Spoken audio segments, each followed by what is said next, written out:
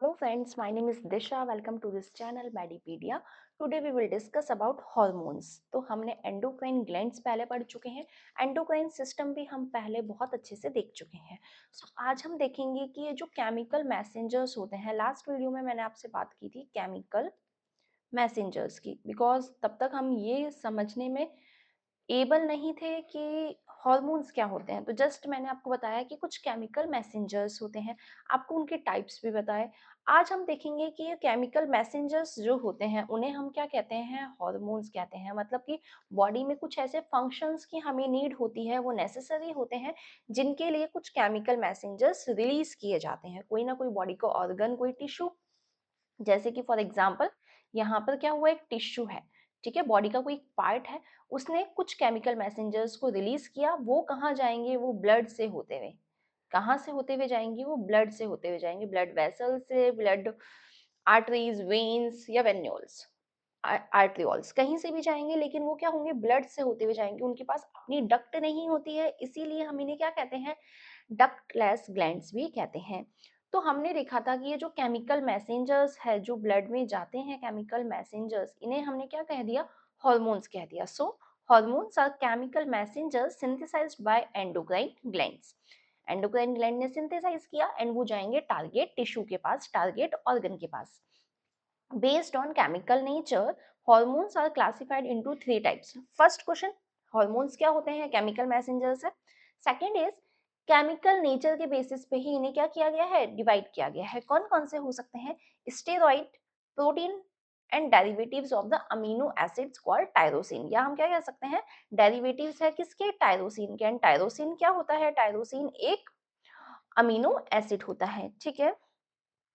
अब बात की जाए स्टेरॉइड्स वाले हार्मोन्स की, कि स्टेरॉइड्स वाले हार्मोन्स क्या क्या हो सकते हैं, तो that is aldosterone, 11 deoxy, corticosterone, cortisol, corticosterone, testosterone, dehydro, testosterone, dehydro, epi, epi androsterone, androstenedione, estrogen and progesterone. सभी क्या है, सभी स्टेरॉइड्स हार्मोन है. मतलब इंपॉर्टेंट चीज तो हमें ये पता चली कि वो जो एड्रिनल ग्लैंड वाले हैं वो, साथ ही में जितने भी गोनाड्स वाले हैं वो सभी क्या है, स्टेरॉइड्स है. प्रोटीन्स हार्मोन्स की बात की जाए तो उनके अलावा जो भी बचे, कौन कौन से, thyroid, GH, sorry, growth hormone, thyroid stimulating hormone, TSH, ACTH, FSH, LH, prolactin, ADH, oxytocin, parathormone, calcitonin, insulin, glucagon, somatostatin, pancreatic polypeptides, HCG and human chorionic somatomammotropin. It means जितने भी पिट्यूटरी से हुए हैं वो, जितने भी पेनक्रियास से हुए हैं वो, एंड साथ ही में जो स्पेशल हॉर्मोन्स है जैसे कि HCG, वो भी कहाँ से होगा, वो भी क्या है, प्रोटीन ही है. बात की जाए टायरोसिन की, तो टायरोसिन से हमें एक चीज याद करनी है, T, tyrosine amino acids T. तो जो T3 एंड T4 है वो दोनों क्या है, टायरोसिन के डेरिवेटिव्स है. साथ ही में एड्रेनलिन एंड नॉन एड्रेनलिन, ये कहाँ पे है, एपिनेफ्रिन, एड्रिनल ग्लैंड्स वाले, ठीक है, वो भी क्या है, डेरिवेटिव्स ऑफ टायरोसिन है. एंड साथ ही में डोपामिन, बहुत इंपॉर्टेंट हार्मोन है, एंड वो भी क्या होता है, टायरोसिन का ही डेरिवेटिव है, ठीक है. आगे हम देखें स्टेरॉइड हार्मोन्स. तो स्टेरॉइड हार्मोन्स क्या होते हैं, steroid hormones are the hormones synthesized from cholesterol और इट्स डेरिवेटिव्स. अब हम हमेशा पढ़ते हैं जब, या आपने कोई मेडिसिन लेते हैं हम, तो कहते हैं ना इसमें स्टेरॉइड्स है. तो क्या मीनिंग होता है उन स्टेरॉइड्स का, दैट वो जो स्टेरॉइड्स होते हैं, वो जो हार्मोन्स होते हैं, वो किसके मिलके बने होते हैं, या तो कोलेस्ट्रॉल के या कोलेस्ट्रॉल के डेरिवेटिव्स के. एंड स्टेरॉइड हार्मोन्स जो है वो सिक्रेटेड किए जाते हैं, सिक्रेट किए जाते हैं कैसे, एड्रिनल कॉर्टेक्स से, गोनाड से एंड प्लेसेंटा से. तो ये इंपॉर्टेंट चीज है, दो एमसीक्यू हमें मिल गए हैं. फर्स्ट थिंग, स्टेरॉइड हार्मोन्स कैसे सिंथेसाइज होते हैं, एंड सेकंड कि कौन कौन सी साइट्स है जहां से स्टेरॉइड हार्मोन्स को सिक्रेट किया जा सकता है. प्रोटीन हार्मोन्स की बात की जाए तो प्रोटीन हार्मोन्स बहुत बड़े होते हैं एंड स्मॉल पेप्टाइड्स भी हो सकते हैं.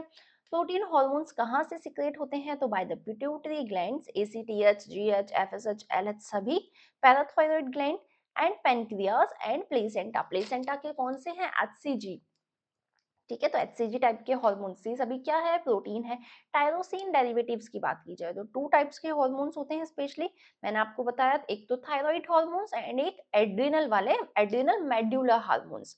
ठीक है, तो इंपॉर्टेंट थिंग हमें क्या पता चली एमसीक्यू में, जो हमें याद करना है कि जो एड्रिनल कॉर्टेक्स है वो कौन से हार्मोन्स है, वो है स्टेरॉइड्स, एंड जो एड्रिनल मेड्यूला है उसके हार्मोन्स कौन से हैं, टायरोसिन के डेरिवेटिव्स है। ठीक है, कोई कंफ्यूजन नहीं है। चले हम नेक्स्ट बात की जाए हार्मोन्स के एक्शन की, कि हार्मोन्स का एक्शन होता कैसे है। तो देखिए, जितने भी अपने हार्मोन्स हैं वो डायरेक्टली तो टारगेट सेल्स पे पास जा ही नहीं सकते हैं। So hormone does not act directly on target cell, first it combine with receptor present on the target cells and form a hormone receptor complex. This hormone receptor complex induces various changes or reactions in the target cell। मतलब ये अपना क्या था, chemical messenger, कहाँ से आया है, blood से आया है। अब ये अपना क्या है, टारगेट टिश्यू है, ये अपना क्या है, टारगेट टिश्यू है। तो मैंने एक चीज समझ ली कि जब ये जो है अपना है, ये जो अपना हार्मोन है, ये जब भी इसमें आएगा, ब्लड में आएगा, तो यहाँ पे कुछ रिसेप्टर्स प्रेजेंट है, उसको उस रिसेप्टर के साथ क्या होना पड़ेगा, बाइंड होना पड़ेगा। एंड जैसे ही वो बाइंड होगा वो अंदर जा सकता है, एंड उस वक्त क्या होंगे, सेल में या टिश्यू में चेंजेस होंगे। ठीक है, कुछ रिएक्शंस होगी, कुछ चेंजेस होंगे। हार्मोन रिसेप्टर्स की बात की जाए तो these are the large proteins present in the target cells. Each cell has thousands of receptors, but each receptor is specific for one single hormone. That is, each receptor can combine with only one type of hormones. Thus, a hormone can act on a target cell only in the if the target cell has the receptor for the particular hormone। मतलब कि जो जो हम की and lock theory पढ़ते हैं, की and lock किसमें, एंजाइम्स में, सेम वैसा ही कहाँ है, यहाँ पे भी है। मतलब कि एक की है, एक हार्मोन है, एक केमिकल मैसेंजर है, वो किसके लिए एक्ट करेगा, एक स्पेशल रिसेप्टर के लिए ही एक्ट करेगा। अब जैसे हार्मोन्स की कोई हम काउंटेबल नहीं है, हार्मोन्स को हम काउंट नहीं कर सकते हैं, वैसे ये जो रिसेप्टर्स है इनको भी हम काउंट नहीं कर सकते हैं। तो थाउजेंड्स ऑफ रिसेप्टर्स पाए जाते हैं, लेकिन वो रिसेप्टर्स स्पेसिफिक है किसी एक हार्मोन्स के लिए, जैसे कि की एंड लॉक में होता है वैसे ही। जैसे कि एक एक चाबी है, उससे वही ताला खुल सकता है, एंड उस ताले को खोलना है तो हमें उस चाबी की नीड है। वैसे ही अगर इन रिसेप्टर्स के साथ में कोई चेंजेस चाहिए, कोई रिएक्शन चाहिए, किसी को कंबाइन करवाना चाहते हैं, तो हमें उस स्पेसिफिक हार्मोन्स की नीड तो पड़ेगी। ठीक है, situation of the hormone receptors, अब अलग अलग टाइप की सिचुएशंस होती है। कैसे, कि वो जो प्रोटीन है, स्टेरॉइड है, उनकी अलग अलग रिएक्शंस होती है। तो ये इंपॉर्टेंट थिंग है जो एमसीक्यू में पूछी जा सकती है, कि जो सिचुएशंस है वो सिचुएशंस कैसे अलग अलग होती हैं। तो देखते हैं हम situation of the hormone receptors. अब ये जो हार्मोन अपने रिसेप्टर्स हैं are situated either in the cell membrane or cytoplasm or nucleus or in the target cells। मतलब ये जो रिसेप्टर्स है ना, वो इम्पॉर्टेंट नहीं है कि वो यहाँ सेल वॉल में ही प्रेजेंट होंगे, वो सेल वॉल में प्रेजेंट हो सकते हैं, वो साइटोप्लाज्म में प्रेजेंट हो सकते हैं, और वो न्यूक्लियस के अंदर भी, न्यूक्लियस के वॉल पे भी प्रेजेंट हो सकते हैं। तो जो सेल मेम्ब्रेन पर है, ये जो ब्लू वाले जो सेल मेम्ब्रेन पर है, receptors of protein hormones and adrenal medullary hormones catecholamines are situated in the cell membrane. यहाँ कौन से मेम्ब्रेन पर कौन से होते हैं, मेम्ब्रेन पर एक तो प्रोटीन वाले हार्मोन्स, जो हमने प्रोटीन वाले हार्मोन्स पढ़े थे वो, एंड कैटाकोलामाइंस कौन से, एड्रिनल मेडुला वाले। अब इसने क्या कहा, एक तो प्रोटीन्स वाले प्रेजेंट होते हैं, एंड एक जो टायरोसिन के डेरिवेटिव्स है, बट कौन से, ओनली एड्रिनल मेडुला वाले। वो सभी कहाँ होते हैं, वो सब यहाँ होते हैं सेल मेम्ब्रेन पे, साइटोप्लाज्म में। ये जो साइटोप्लाज्म है, यहाँ पर कौन से होते हैं, यहाँ पर होते हैं ओनली एंड ओनली स्टेरॉइड वाले हार्मोन्स। एंड न्यूक्लियस में कौन से होते हैं, थायराइड वाले हार्मोन्स। मतलब कि जो टायरोसिन के डेरिवेटिव्स थे, टायरोसिन के हमने देखे थे कि जो टायरोसिन है अपना, उसके डेरिवेटिव्स कितने थे, टू टाइप्स के टायरोसिन के डेरिवेटिव्स थे। एक तो कौन से थे, थायराइड ग्लैंड वाले, एंड एक कौन से थे, एड्रिनल मेडुला वाले। तो ये जो एड्रिनल मेडुला है वो कहाँ होते हैं, वो तो सेल मेम्ब्रेन पे ही होते हैं, एंड जो थायराइड वाले हैं वो उसके रिसेप्टर्स कहाँ होते हैं, इस न्यूक्लियस में पाए जाएंगे। अब क्या होगा आगे चल के, तो देखो, रिसेप्टर है, वो किससे कंबाइन हुआ, हॉर्मोन्स के साथ कंबाइन हुआ, सेकंड मैसेंजर। अब यहाँ पे इंपॉर्टेंट थिंग क्या है, ये सेकंड मैसेंजर क्या है, तो ये भी हम आगे एक्सप्लेन करेंगे। सेकंड मैसेंजर्स बनेंगे और एंजाइम का एक्टिवेशन होगा। सेम ऐसे ही क्या होगा, थायराइड एंड स्टेरॉइड हार्मोन्स जब आएंगे तो क्या होगा, डीएनए के साथ रिएक्ट करेंगे, डीएनए किसमें चेंज हो जाएगा, मैसेंजर आरएनए में, एंड उससे क्या होगा, प्रोटीन का सिंथेसिस होगा।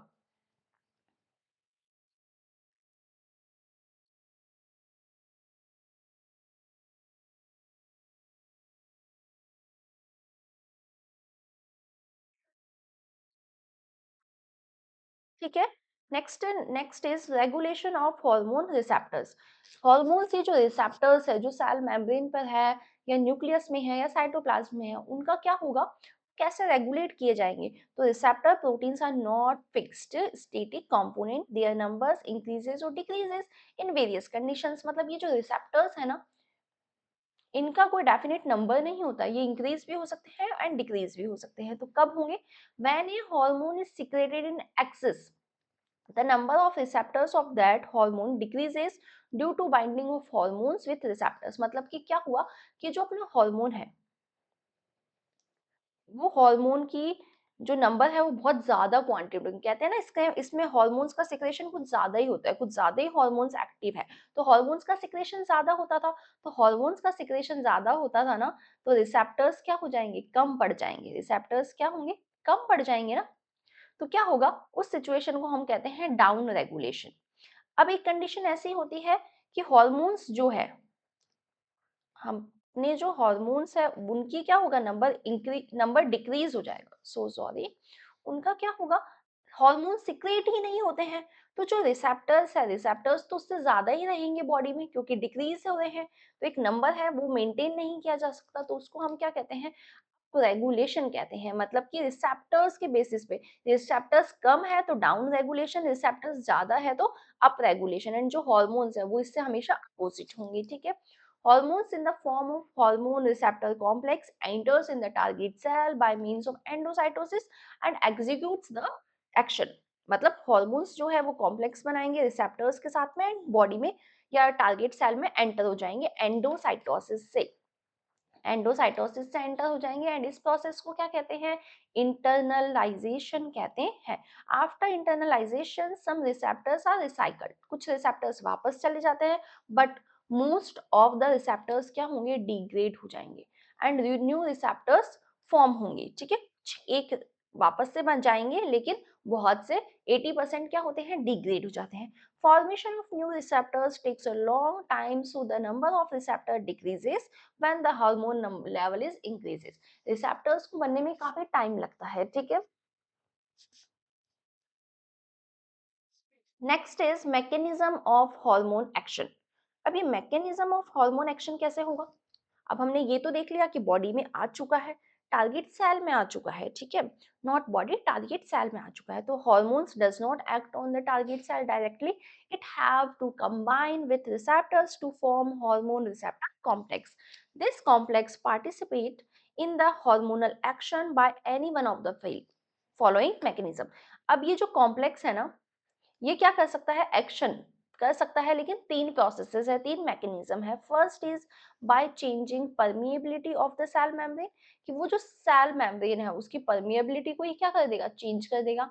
या बाय एक्टिवेटिंग इंट्रासेलुलर एंजाइम्स, जो एंजाइम्स है टारगेट सेल में, टारगेट टिश्यू में, उसके एक्टिविटी चेंज कर देगा एंड उन्हें एक्टिव कर देगा। ठीक है, बाय एक्टिंग ऑन जीन्स, या जो जीन्स है न्यूक्लियस के पास में जो जीन्स पड़ी है उनको भी क्या कर सकता है, उन पर भी क्या कर सकता है, एक्ट कर सकता है। ठीक है, तो हम इसको समझते हैं यहाँ से।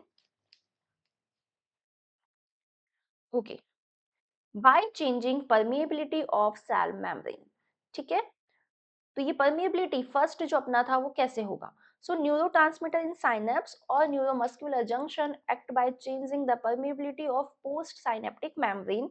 For example, in an NMJ, when an impulse reaches the axon terminal of the motor nerves, acetylcholine is released from the vesicles.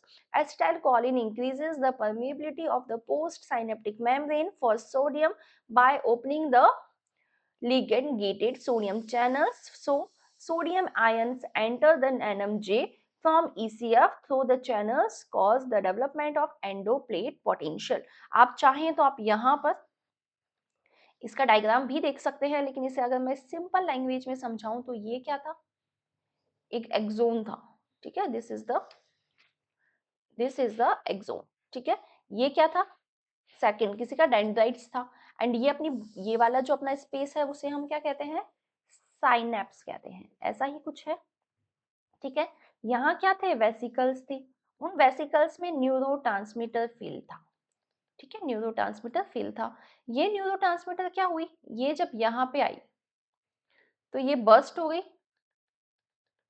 यहाँ आ गया है ये, ऐसा ही कुछ होगा। अब ये क्या होंगे, ये जो न्यूरोट्रांसमीटर है, ये जो न्यूरोट्रांसमीटर है उनसे कौन आएगा, एसिटाइल कोलिन आएगा, ACH, एसिटाइल कोलिन आएगा। ये एसिटाइल कोलिन क्या करेगा, इंक्रीज कर देगा permeability of the post synaptic membrane की for sodium.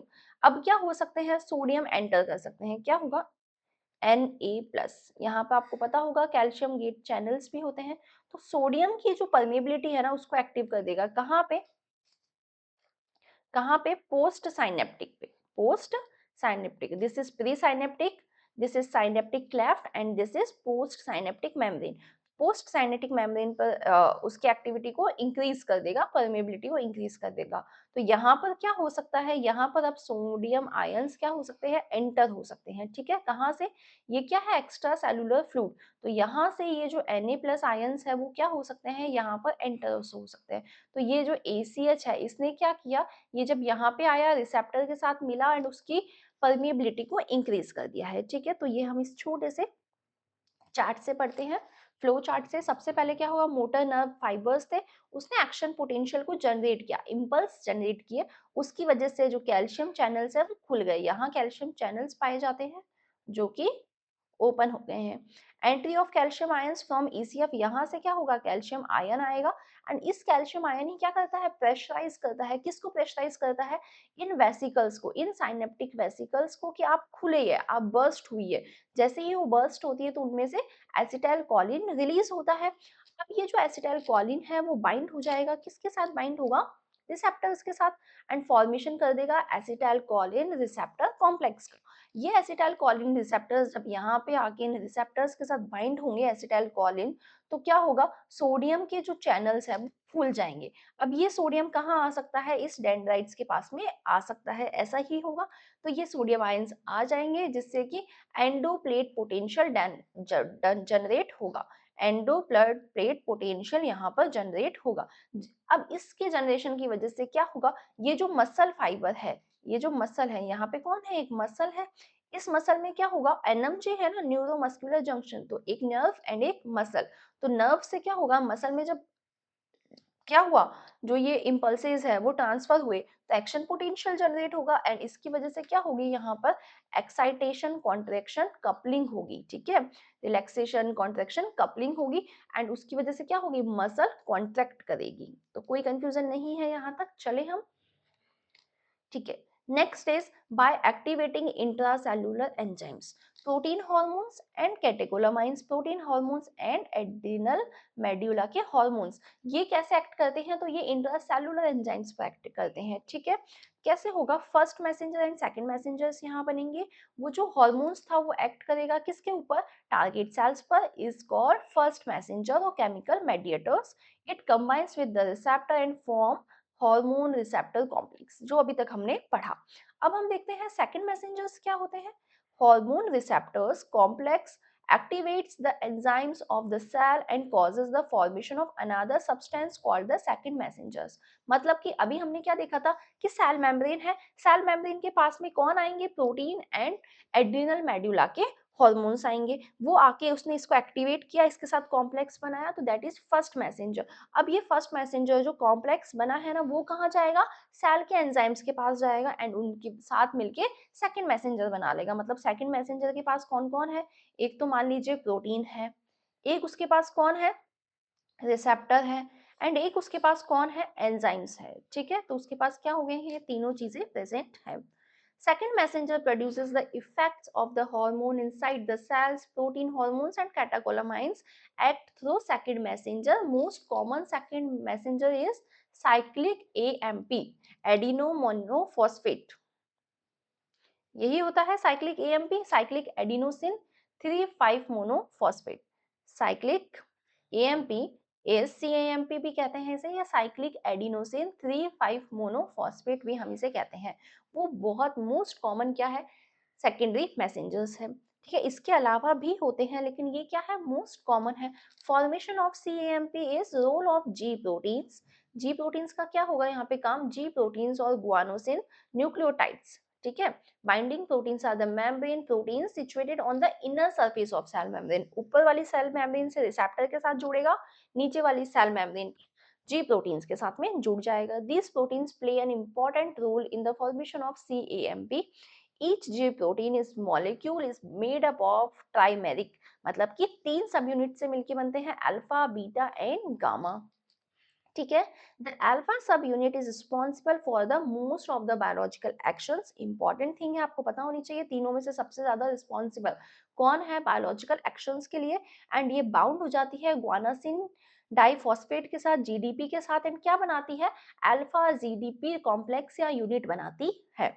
The alpha subunit is also having the intrinsic enzymes activities called GTPase activities. अब beta and gamma subunit का क्या यहाँ पर क्या फंक्शन है, तो beta and gamma subunits always bind together to form beta gamma dimer. And the dimers जो ये बनेंगे, the dimers can also bring about the some actions in the inactivated G proteins. ये दोनों क्या करते हैं, both alpha GTP units and beta gamma dimers, ये क्या करेंगे, तीनों यूनाइटेड हो जाएंगे। कब, जब जी प्रोटीन्स क्या है, इनएक्टिवेट है। तो ये भी एमसीक्यू में पूछा जा सकता है। अब बात करें ये सीएमपी हुआ कैसे, तो देखिए सबसे पहले क्या होगा, फॉर्मेशन ऑफ सीएमपी देखें तो हार्मोन्स बाइंड होगा with the receptor in the cell membrane and form hormone cell hormone receptor complex, मतलब कि फर्स्ट मैसेंजर यहाँ पर बन जाएगा।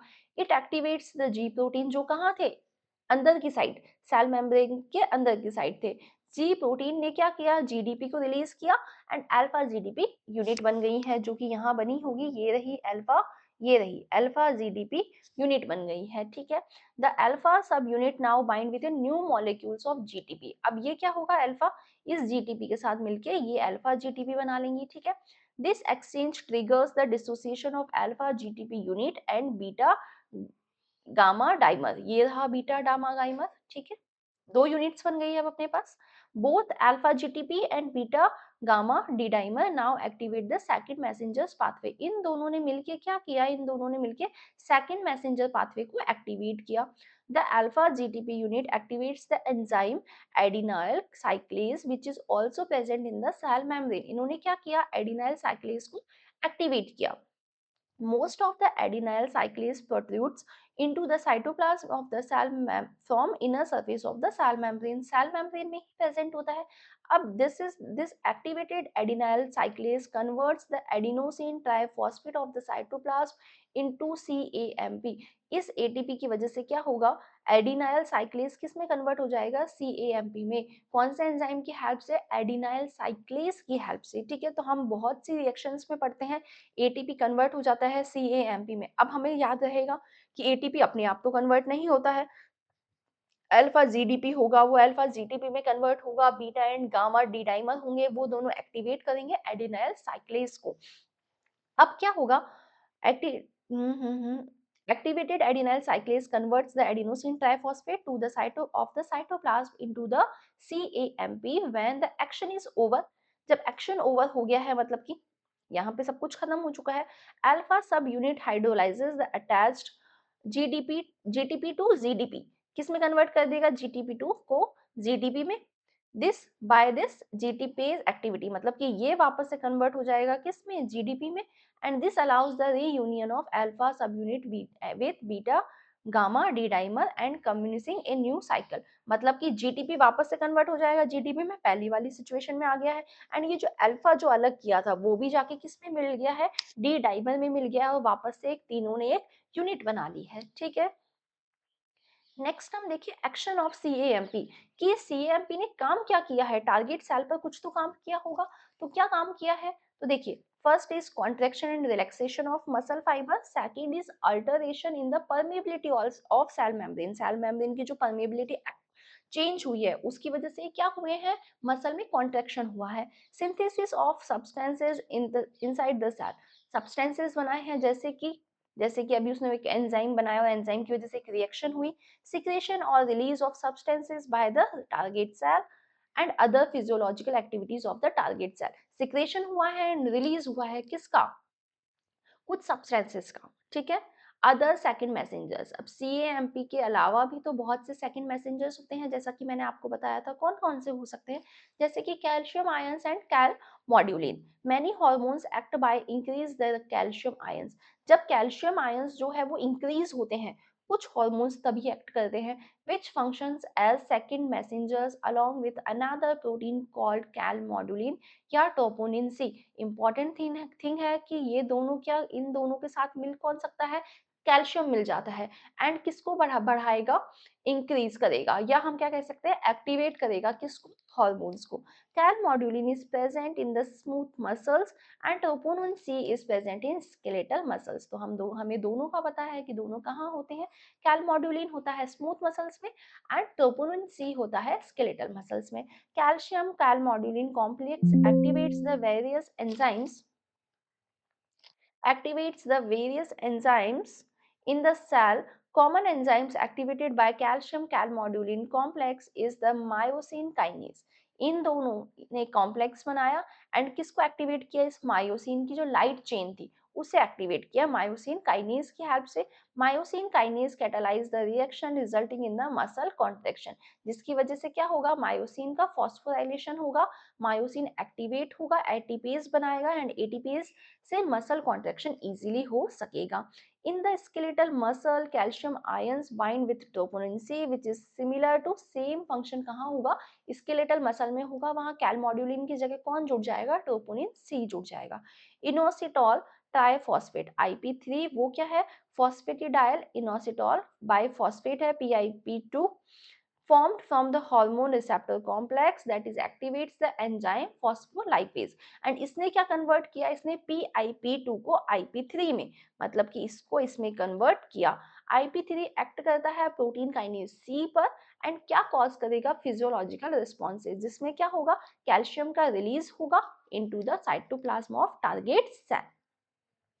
नेक्स्ट बात की जाए बाय डाई असाइल ग्लिसरॉल की, तो ये कुछ नहीं होता है, PIP2 से ही प्रोड्यूस होता है एंड किस पर एक्ट करेगा, प्रोटीन काइनेज सी के जैसे ही एक्ट करेगा। CGAMP की बात की जाए, CGMP क्या होगा, इसका फंक्शन सेम होता है CAMP के जैसा ही, लेकिन एक्ट किस पे करेगा, प्रोटीन काइनेज ए पर करेगा। जो अभी हमने देखा प्रोटीन काइनेज ए, उस पर ये एक्ट करेगा। बाय एक्टिंग ऑन जीन्स की बात की जाए तो thyroid and steroid hormones execute their functions bye acting on jeans. जो थायराइड एंड स्टेरॉइड हार्मोन्स होते हैं वो किस पर एक्ट करते हैं, न्यूक्लियस पर, इन शॉर्ट जीन्स पर। तो कैसे एक्ट करेंगे, hormones enters in the interior of the cell and binds with the receptor in the cytoplasm, that is steroid hormones, or in nucleus by the thyroid hormones. Steroid hormones cytoplasm के साथ bind होंगे and thyroid hormones nucleus के साथ में bind होंगे and एक complex बना लेंगे। ये कॉम्प्लेक्स कहाँ जाएगा, न्यूक्लियस के पास, DNA के पास जाएगा इन शॉर्ट एंड बाइंड हो जाएगा DNA से, जो कि मैसेंजर RNA के ट्रांसक्रिप्शन को बढ़ाएंगे। अब क्या बन चुका है, यहाँ पर मैसेंजर RNA बन चुका है। ये मैसेंजर RNA मूव आउट होगा, कहाँ से निकल जाएगा, न्यूक्लियस से निकल गया है, साइटोप्लाज्म में आ गया है एंड कहाँ जाएगा, राइबोसोम्स के पास जाएगा, उसे क्या करेगा, एक्टिवेट करेगा। एंड एक्टिवेट जो ये राइबोसोम है वो प्रोटीन बनाएगा, प्रोटीन से क्या होगा, एक प्रोटीन रिस्पॉन्स देगा इन द टारगेट सेल्स, जो भी उसको रिस्पॉन्सेज दे रहे होंगे for the hormone secretion. I hope आपको क्लास अच्छी लगी होगी। क्लास अच्छी लगी हो तो क्लास को लाइक कीजिए, अपने फ्रेंड्स को ज़्यादा से ज़्यादा शेयर कीजिए। चैनल को अभी तक सब्सक्राइब नहीं किया है तो चैनल को सब्सक्राइब कीजिए, क्योंकि यहाँ पर आपको कंप्लीट सिलेबस मिलेगा, वो भी बिल्कुल फ्री। Thank you.